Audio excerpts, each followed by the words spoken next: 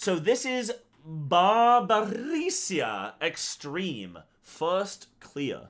So the reason we want to look at this boss, what we want to see is how my ability to read mechanics has improved since my original Golbez Extreme. And something I do want to note is I now understand the difficulty of an Extreme is not actually that hard because it goes Extreme, then Savage, and then you have Ultimate. So I'll keep that in mind. Alright, music goes hard. Okay, already, like, really quick. I just want to get a sense of the room. Hold on, I just want to see when the color comes into the thing. Okay, so the room looks like a bunch of, like, very hairy. Okay, very hairy boss. Now, we have a few markers put down. We have 1, B, D, 3, C. And we have, like, 2 set diagonals. So I'll try and pay attention to what we think might occur here. Then we have a circular room. There's no lines on the floor. Alright, that's just kind of getting a sense of how the room sort of looks, but okay. Such rich, exquisite beauty. My head shimmers with anticipation. So Void Arrow is being cast, okay?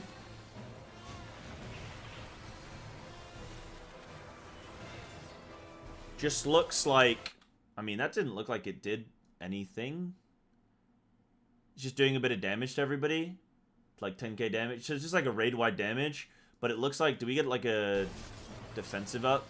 Doesn't look like there's a healer defensive that happens. Just does some damage. Okay. But there is like a pool on the tank. I don't know if that's the like a person's ability or if it's plays with some shields. Yeah, cool. Yeah, that's fine. I'm looking for a really obvious defensive. If it's not a really obvious defensive, I'm just assuming that there was some kind of cooldown that got used from people because they didn't take much damage, and it was a big raid-wide ability that couldn't be stopped. Yeah, yellow balls are shields. Okay, hold on. Let me just jump back 10.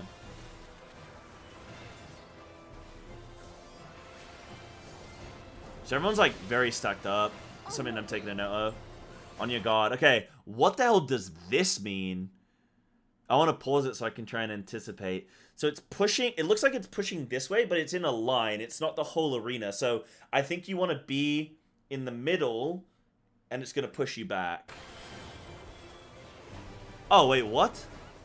Oh, no, okay, it's elevated. Obviously, chat, don't tell me what's happening until we see it, because I'm trying to, like, anticipate things. Okay. I guess she's going to throw something, and then it's going to have an effect in that area. So I think we're going to, like... You don't want to be in that area that she's, like, throwing this thing at. Yeah, okay, so she's thrown something there.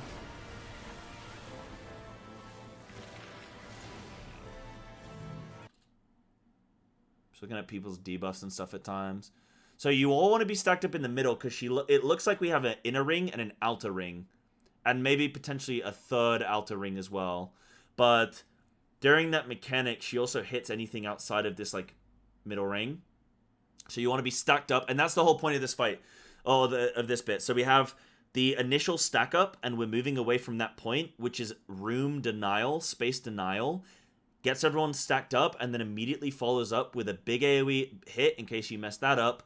Then if you didn't pay attention to the throw, the lob of the sword, then you get hit from that damage.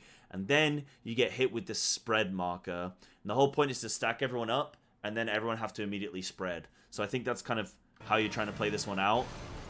Yeah, so we get the big hit, get the sword damage. Then we want to get ready to spread. And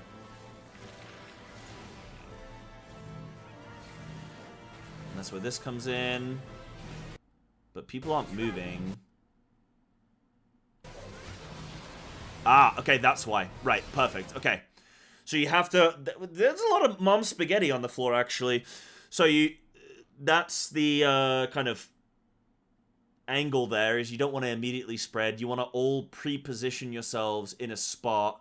Now, one thing I'm noticing is that people haven't used markers. Like... Okay, actually, sort of. So those markers at the middle, like, at the beginning...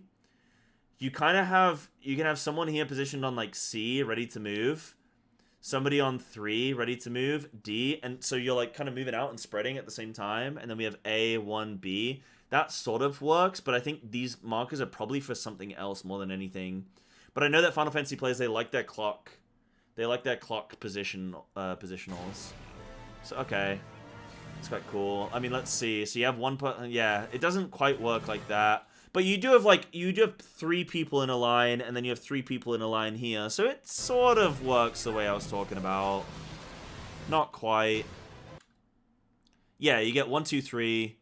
1, 2, 3, and then you have 2 either side. Yeah. And how are people positioned? Like, something I want to note is, like, tank, healers, DPS. But I don't think I can really work that out right now. Not very quickly, anyway. Like, there's a range. No, that's a Reaper.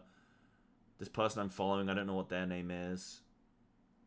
But, yeah. Anyway. Yeah, this is a clock spread. Yeah. Okay, same mechanic again. We want to be positioned over this side. And we're going to stack up. So it looks like we're not going to get the... Ah, that's weird. Is there any way to know that that's going to happen like that? Unless you wipe on the fight and then go again. Like, this mechanic here doesn't look like you can anticipate it. Have at you, Savage Barbary. I'm looking at the boss positionally.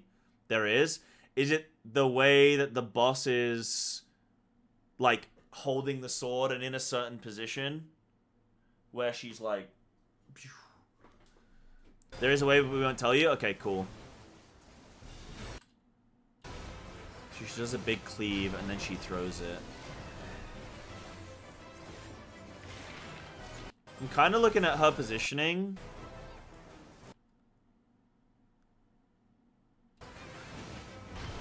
It must be... Okay, I can't quite figure it out, but it must be to do with the position, like her stance. I think it's a case of, yeah, like the first time she does it, she's going to be positioned in one way. And this time she's going to be positioned... Because, like, she's positioning, like... I mean, she's sort of like this.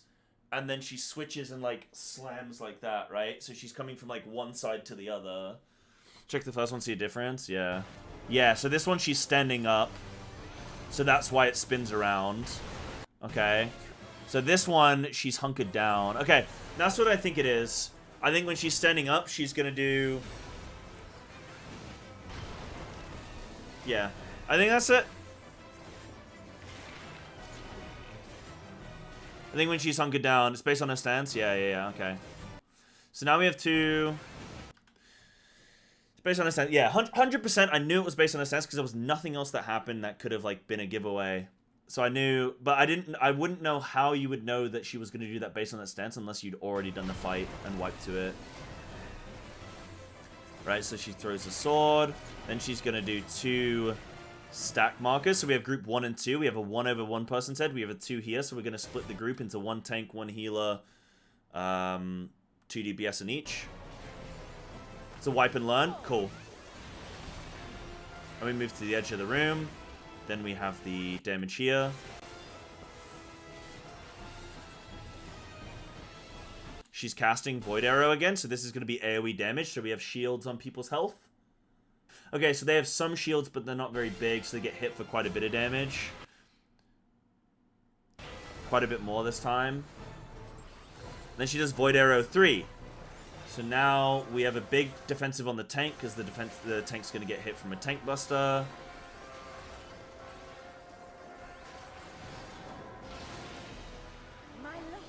So it looks like we made a mistake there, maybe, right? So that big explosion. Then we have a tank buster.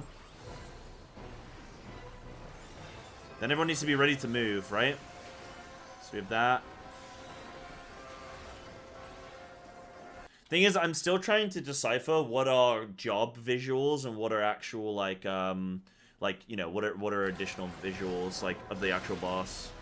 My legs are as the wind. Right, so we want to be ready to move out of these. It's probably going to follow up with additional circles that follow. If we get pulled in, they have to spread. Be ready to move. Yep. Just hug on the edge. Don't overlap.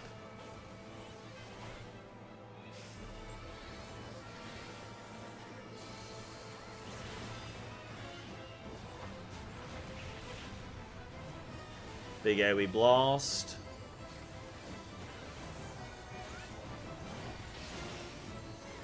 You've done well to last this long. Curling iron. But the battle has only just begun.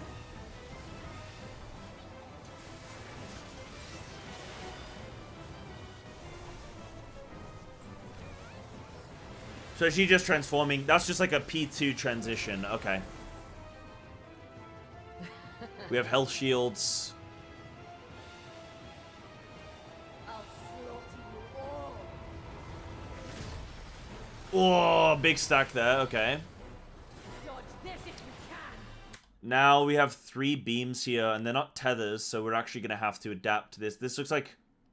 it's either a soak or it's a standalone. I think it's probably a standalone. Oh, is it in order? I'll make it quick. Yeah, she's going in order. So she's going to apply these to people in order. Dodge this if you can. And then she goes top, then side to side, I'll make and it then bottom. Yep.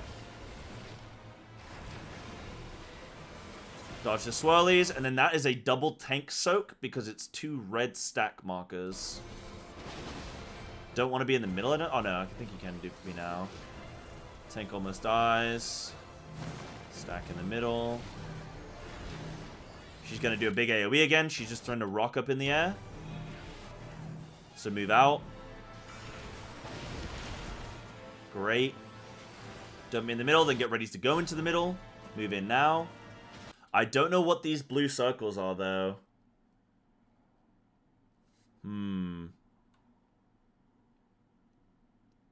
That's a pair stack? Right, okay. So stack is a pair. Seems like a bit annoying to do this fight as melee at times. But you're never out of melee for too long. Right, she's going to repeat those mechanics again. Now, is she going to incorporate P1 mechanics? That's my question.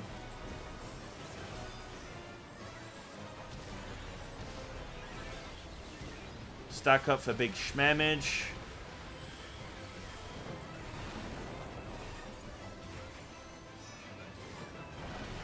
Big Titan Fist. She's going to drop the rock again. And then... Okay, so we're spreading around slowly. So we're just going to stack, move, stack, move, stack, move. So we're going to drop these rock circles down. And then also she's going to alternate these beams with an individual player because she's got all 4 marked. So we're going to stack, move, stack, move. Yeah.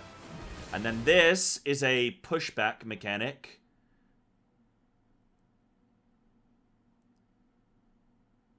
I think this pushes people away from you. So... I'm trying to think about... Oh, and there's one over there. So there's a stack mechanic. And then there's... This is a flare marker. Oh, guys, don't tell me. I'm trying to figure it out. If I get it wrong, then that's fine. These are tank flare. Okay, so these are for tanks. Okay, yeah. This is in Golbez as well, and I was trying to remember exactly what this is because this isn't like a. Yeah.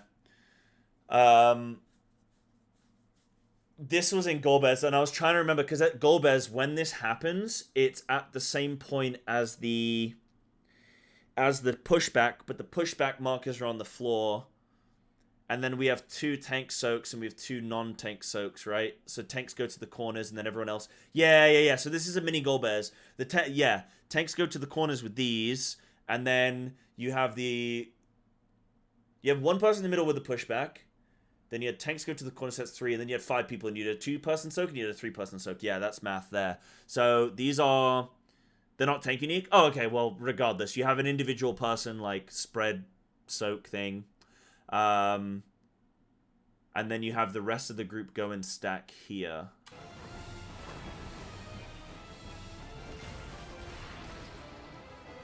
Cool. So now we're going to get the beams again. Dodge the circles. Move out of the middle. Ah, and it's this one again. So, can you anticipate, like, with your movement, can you already be pre-moved to a degree? And there's these green swirls. Okay, so you gotta dodge these at the same time. So there's a lot of minor and major dodges now. So you have green tornadoes moving across the room. This reminds me of Halls of Valor in World of Warcraft. So you have to dodge these. And then you have to get ready to move out. And we need a 2-person soak. So how are we going to do this? So we have 4 around the room. This person's going to come this way. That person's going to go that way. I think there's a person there that can come here. So everyone's going to have to adjust. Now, if you break your green circle, I think that's probably bad. So I think you want to position when this thing erupts. I think you're going to have to pre-position here. And this person is going to just have to hang on the edge there. Because I think for whatever reason, you don't want to break these spaghettis. Maybe if you can break the spaghettis, then ignore that. But otherwise, I think you have to want to position one on each right on the edges. Yeah, sort of. Yeah. Okay, cool. There we go. Amazing. Yeah, you saw what I was going for there. I think that's fine. Anticipation. I'll take that. On the right track.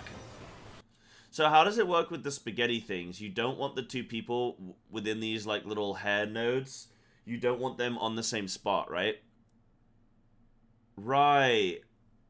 Because only one of 2 of these people. So how are these blue circles getting pre-assigned? Because they're conveniently, if you notice, there's 2 in this one, and then there's 2 in this one, and then these 2 on the sides. It's based on roll.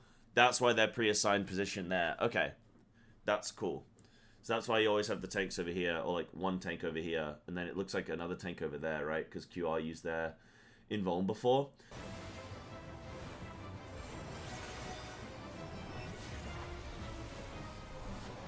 Okay, now she's phasing into P3. I think this is like her phasing. Yeah, now oh no, she's back into P1 again. Maybe this is a 2-phase fight that alternates P1, P2, P1, P2. So, now we have markers, and we're already pre-sped into cardinals, so we have C, B, A, D. And we have a different icon for each.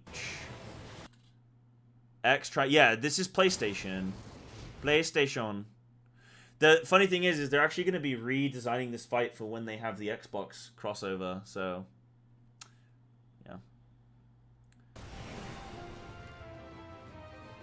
So we have mini... Sorry, I need to actually...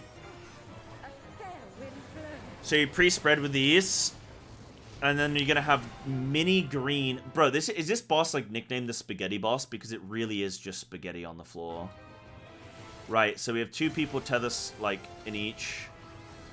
And then we have to dodge, but not be spread too far, because we want to stay in the green circle.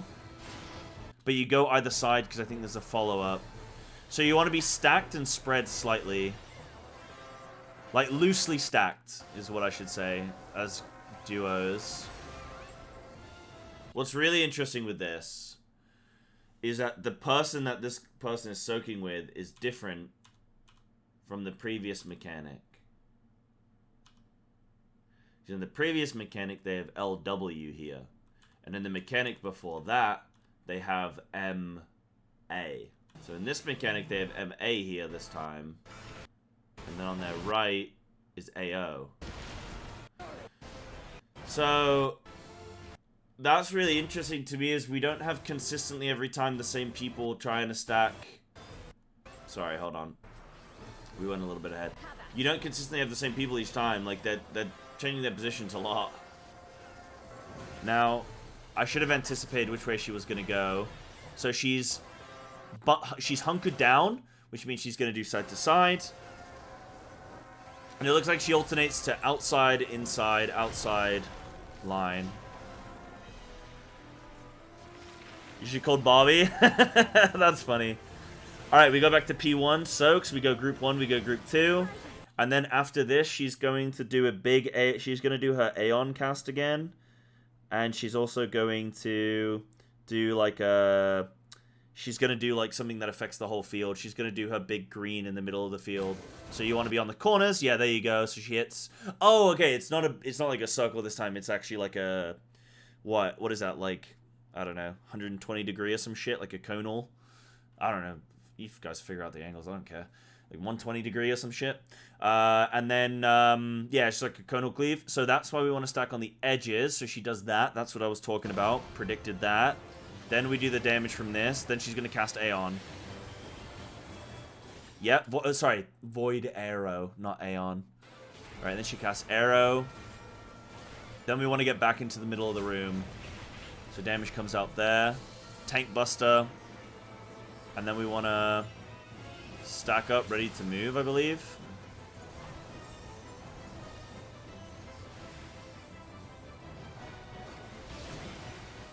You feel it too. Oh, now we have double PlayStation markers.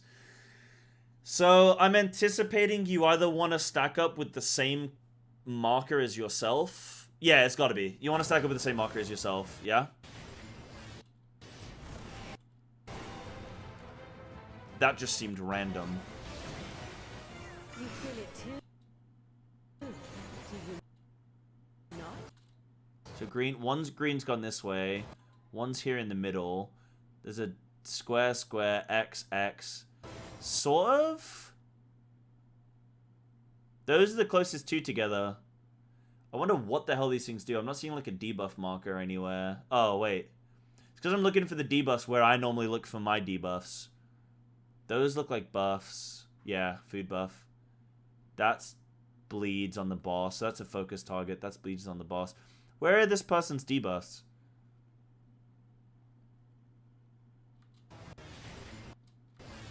Right, that I don't understand why they're positioning like that.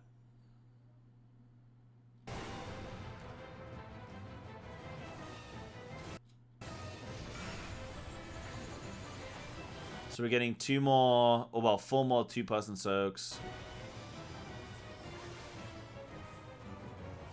This bit is like the confusing thing for me to try and figure out. You feel it too. Oh, it's right there. Yeah, spaghetti, 7 seconds. Okay. On your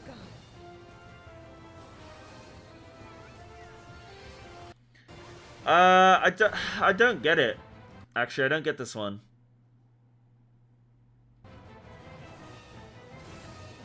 But I have to move on anyway because I'm running out of time, so I gotta move on. But I didn't get that one.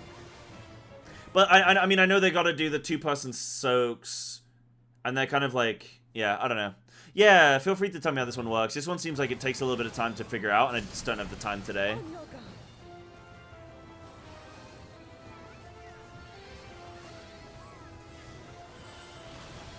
Right, so yeah, she's gonna do the AoE sweep because she's standing up. Now we want to be loosely spread. We don't want to move out yet because she's going to hit the big wide AoE. Yeah, hair raid. Okay, so she's going to do hair raid. Then we move out. There it is. Almost moved out early. Spread with our clocks. We're in the same position as last time. We're on B. Rings can't stack with rings. 2 pairs get rings. 2 pairs don't. And they have to merge to resolve the pairs. Right, wait. They can't break the small circle with their partner. But they have 2-person soak with another group of partners. Okay, but what was with the PlayStation, like, things? One of each pair is on a cardinal, the other 4s are mid, and then they are pulled together. Okay. So you don't want to be on the same marker. That's it. But is it always going to be the same? Like, range are always... Or, like, tanks are always going to get the same marker. Healers are always going to get the same marker. You have... Oh, you have to be on the same marker. Which one is being linked to... So you can be close together? Okay. Right, it's forcing a pair. Got it, got it, got it. It just didn't seem like... I mean, really quick, it just didn't seem like they were paired. Like, look. Oh, wait, maybe it's after the fact. It's not when it goes off. Okay, hold on. You feel it too. So what I'm confusing it with is, like, I think they have to be pre-paired when this dissipates, but you don't. You have to know... So, hold on, let me see. Yeah, that's why I was confused, because I thought you had to... You feel it too. So if we got 2 X's there...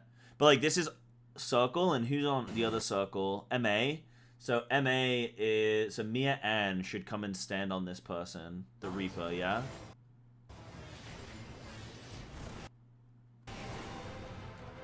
Yeah. There they are. MA. So, they're pre-stacked, and then now they have to do the 2-person soak. Okay. I don't know. That sort of worked. Okay, I see. I sort of see. That's fine. They're all standing on the boss, but I understand the mechanic now. I was thinking, so you actually have time to stack with your partner before... Oh, wait, hold on, sorry. So, then the AoE happens, and you move out, spread. Then boss is casting arrow again, so this is a stack and try and shield and use defensives. Yep, there's a big Astro, oh no, Scholar Shield. We have LB3 available. Got it.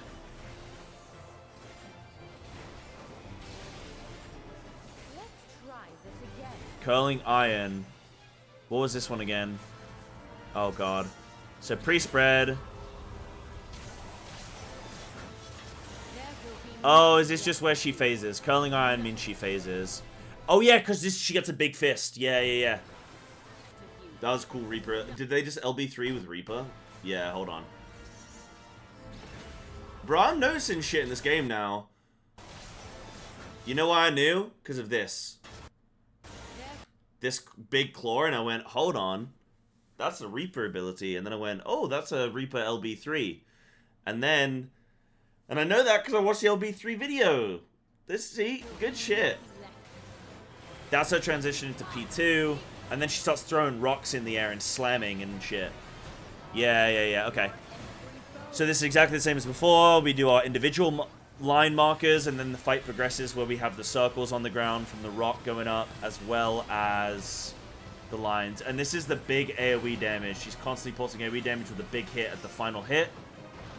So you want to keep everyone topped. So basically you have a bunch of pulsing damage here, and then you want to have everyone topped for the big hit at the end. Got it. Heal everyone up. Big slam, and then we rotate rounds. Yep. And then she's going to do individual lines. Now we want to be ready to spread.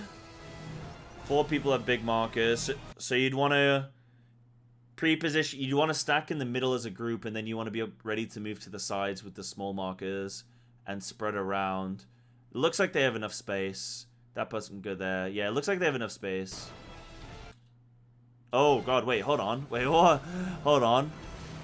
I was looking at the sides of the room. I didn't look at the feet. Hold on. Where's this other people? Where's the other people? Spread here. Ah, 2 people run here. I was thinking, I was like, wait, hold on. We have 1, 2, 3, 4, 5, 6. I was like, they have enough room, but I feel like they're missing something. Yeah, people grief, so 2 people come and stack on a tank. And it doesn't look like they have not Cardinals, Clockworks, though. I guess you kind of... Oh, B got griefed. So these people were supposed to go to B, but they griefed because this guy moves out. Hold on. Ready? Yeah, he moves out they move out, sorry, over here when they had to move around and in. You kind of want to spiral in with this mechanic. So this person griefs a little bit, not to call them out on stream. Everyone else moves in, so now B can't spread there, so they come and soak on a tank. Okay, and they've already used their LB3, so they have 3 people die here. Yeah. I mean, if you're those 2 people, though, you absolutely don't do this. You absolutely don't do this. Tank is already pre-positioned. You can see you're not going to have room. If tank moves here, one of them can fit there, but the other person's dead. And you just stay in the middle and you die. Yeah, they panicked. Totally fine. But if you were to, like, min-max your play, you would just accept your death because now you have 3 deaths and you could have gotten away with only 2 deaths. With only 1 death. Worst case, 2 deaths. Yeah. No, absolutely. Like, no, I mean, I'm just watching, right? I'm not being like, I'm just saying, like, this is how you would adjust if you were, like, trying to improve on that kind of shit. But, like that would be the answer to this issue. I'm not saying they should have executed it because, I mean, it's hard, right? Yeah. I'm not criticizing. I'm just commenting. Yeah. Paladin's fault, but they could have avoided 3 deaths there is what I'm saying. Right, so we need to move out, and then we move in. See you, WoW players. We get the tank res up, because that's probably the most important. Be gone from my sight.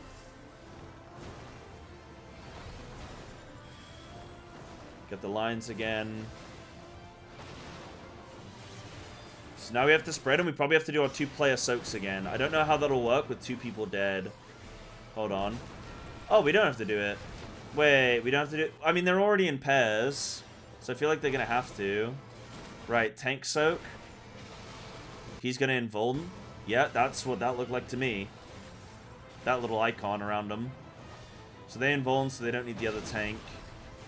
Watch the blades, watch the circles. Now, on the edge of the room, you see the humans. So this is where you need to anticipate the Mechanic. Yep. With the follow-up, and then move into the middle. That's good. Dodge out. We have 2 separate soaks, like individuals, and then we have the group soak. Yep. This person, GS, they need to move, but I think they just waited a bit too long. Maybe they have time. Yeah, they got plenty of time. Yeah, they're fine. Now, they had fewer people to soak, though, so it looks like everyone's lower on health because they were missing one person. So everyone, like, that's pretty close there. That could have been nasty. Right, now we have the big AoE damage again.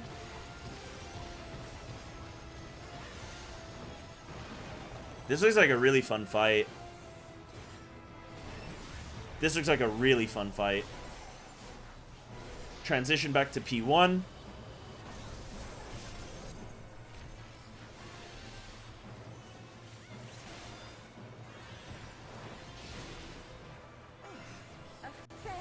Okay, go to your stack player. No, it's only one of each now. So you have free-for-all. You just need one person next to you, yeah? One person on each. Yep, they're in pairs. They already have pre-assigned pairs, it looks like. So they have CB, AD. We move to the... Yeah, so every time as well, like this is the thing we're talking about, is you're using the full width of the circle. Spread on the sides. Yep. And then you want to stay spread. And then you can... It's whatever, it's going to run out. Then boss, does she stay up? She stays upright, which means she's going to spin around in a circle. So you want to be in the central ring. Yep. Got it. Amazing. And then kill the boss. Yo. Sick. I don't want to see the death animation. Sick fight. That's a very fast-paced fight. That's a very, very fast-paced fight. Yeah, stack spread along with her dashing the sword or not is completely random. Right. Ah, so it won't be consistent every time. So you do have to actually read it rather than learning it. Awesome. That's a great way to improve the difficulty of a fight just ever so slightly. Hungrychad, thank you for the video. That's great. Yeah, I mean, I think I read that fight okay. I think I kind of read it all right. That looks like a really good fight, though. Oh, my goodness. The ramp up, though, with the PlayStation controls, where you then have to stack with your partner, seems a little bit like, ooh, kind of spooky. But there's a nice little memory test as well on every boss where... Hold on, she transitions out, doesn't she? Yeah, there's a nice little memory test like this right here, where she does this. So she does all the lines. She does a big circle in the middle, so you have to move out. Then she does a second set of lines, and then you have to move in because then there's another circle on the edge. So it's like reacting to each mechanic, and then knowing the timing of when each mechanic is going to, like, occur, right? Like, you have to remember what mechanic you're reacting to now, and then what mechanic you're going to react to next. Which is cool.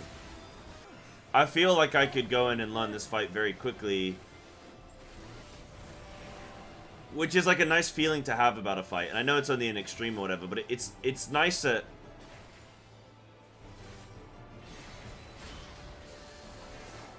The telegraphing of everything is just so nice in this game. Like, it's so good. It just makes sense what's going on. You just look at the telegraphing and you just understand immediately, like, okay, I don't want to stand there. Alright, well, if that's going to be consistent every single time, we just never want to be standing there in that position. And that's really good for me. Like, consistent fights are really, really, really good for me and how I learn the game. Two things. What I was going to say is Final Fantasy, some of these extremes, and it's probably going to be the case for extremes, obviously not the case for, like, higher level difficulty of things, but it seems like with some of these extremes that you can watch a video like that. There was no conversation over what the mechanics are. There was no conversation over how they work or anything like that. You can just look at it and then go like, oh, I know what to do now. And like, yeah, you got to get into your group and you got to pre-assign, okay, who's going to move where are we going to pre-position things. But you can sort of just look at that fight now. Like, I feel like if I had a group of 7 people that knew how to do that fight, I could go in and I could do that fight. If they said, right, Sai, you're group 1 or you're group 2, you're stuck in here on this phase, you're stuck in there at that phase, like, I feel like I could just go in and do that fight very, very quickly. Something that I think would be fun later down the line would be trying that. Going in with a group of 7 people that already know a fight, going on to an extreme, watching a VOD, like watching a kill video like that for like, 20 minutes, half an hour, and then we go in and we see how well can I execute and remember all of that, Yeah, I'm excited for that. I'm excited for that. That would be really fun to like test like how well can I perform. Yeah, I know extremes are like the normal, it's like a normal level raid for like WoW or whatever, for sure. But there's still going to be some things that, that are going to be troublesome. They can kill it without you. Yeah, but obviously if I die within the first 10 seconds, we're going to wipe and we're going to go again. We're not going to like, I'm not just going to like die in the first 10 seconds and they kill the boss and then we're like, wow, that was easy. Like, that's obviously not the objective. The objective is how quickly can I adapt and like learn the fight. It would be like a nice good little like, a test of like my ability to